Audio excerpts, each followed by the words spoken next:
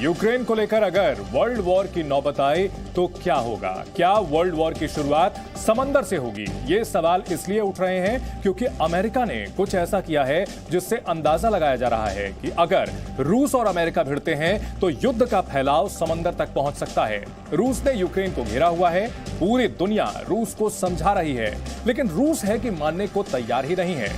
अब अमेरिका ने भी अपनी चाल चलनी शुरू कर दी है। दरअसल अमेरिकी नौसेना की परमाणु पनडुब्बी रूस की समुद्री सीमा के अंदर घुस गई। इससे रूस भड़क गया है। दोनों देशों के रिश्ते कोल्ड वॉर से निकलकर थर्ड वर्ल्ड वॉर की ओर बढ़ते दिखाई दे रहे हैं।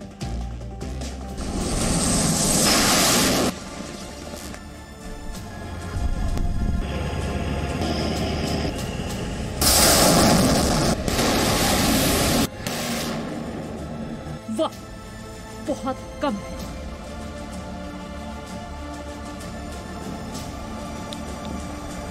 तैयारी बहुत बड़ी हो रही है।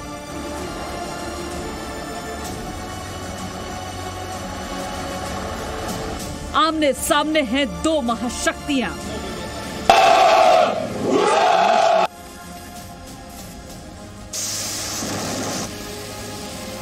हालात बेहद तनावपूर्ण।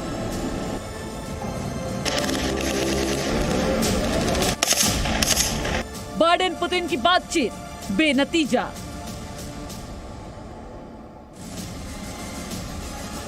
अमेरिकी नागरिकों ने यूक्रेन छोड़ा।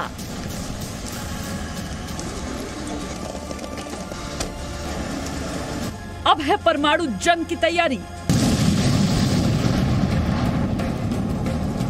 और शुरुआत क्या समंदर से होगी?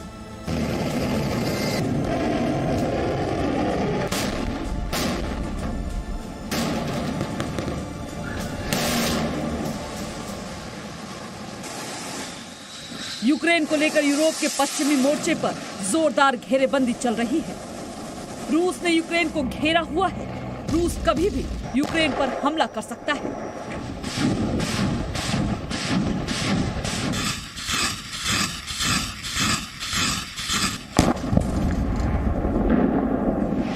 लेकिन उससे पहले ही अमेरिका ने भी अब अपनी हरकत तेज कर दी है। बाइडेन की सेना ने अब पूर्वी मोर्चे पर भी रूस को घेरना शुरू कर दिया है। अमेरिका की नौसेना की परमाणु पनडुब्बी रूस की समुद्री सीमा में घुस गई है।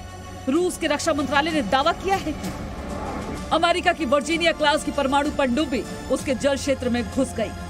जब रूसी युद्धपोत ने अमेरिकी पनडुब्बी से सतह पर आने को कहा तो उसने आदेश को नजरअंदाज कर दिया।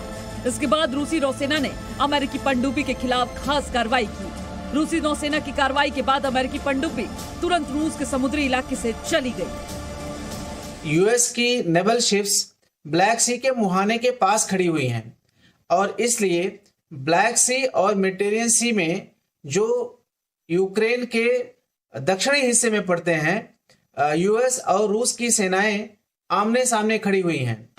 अभी 2 दिन पहले ही रूस के राष्ट्रपति पुतिन ने धमकी दी थी कि अगर यूक्रेन को नाटो में शामिल किया गया तो युद्ध ऐसा वैसा नहीं, परमाणु युद्ध होगा।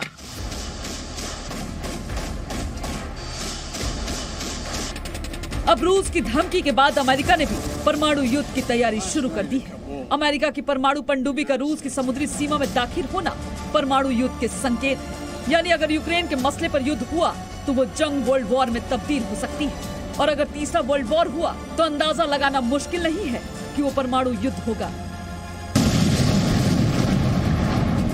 रूस के मुताबिक अमेरिकी पनडुब्बी की ये घुसपैठ कुरिल द्वीप समूह के पास हुई, जो जापान के पास मौजूद है। रूसी नौसेना इसी इलाके में इन दिनों सैन्य अभ्यास कर रही है। इस द्वीप पर दूसरे विश्व युद्ध के बाद रूस ने कब्जा कर लिया था, लेकिन जापान इस पर अपना दावा करता है। अमेरिका अपनी वर्जीनिया क्लास सबमरीन का इस्तेमाल ज्यादातर एंटी सबमरीन युद्ध और खुफिया जानकारी इकट्ठा करने के लिए करता है। इन नेवल शिप्स में न्यूक्लियर प्रहार करने की भी क्षमता है और बैलिस्टिक मिसाइल सिस्टम को दागने के लिए और उनसे बचाव करने के लिए भी साधन मौजूद हैं। और अगर युद्ध हुआ तो यूएस और नाटो की यह कोशिश कि वो यूक्रेन के लिए सीधा युद्ध में शामिल नहीं होंगे, फिर भी यह नवल युद्ध के रूप में बदल सकता है। हालांकि अमेरिका ने रूस के आरोपों से साफ इंकार किया है। अमेरिकी सेना के प्रवक्ता कैप्टन काइल रेंस ने कहा है कि रूस के दावों में कोई सच्चाई नहीं है।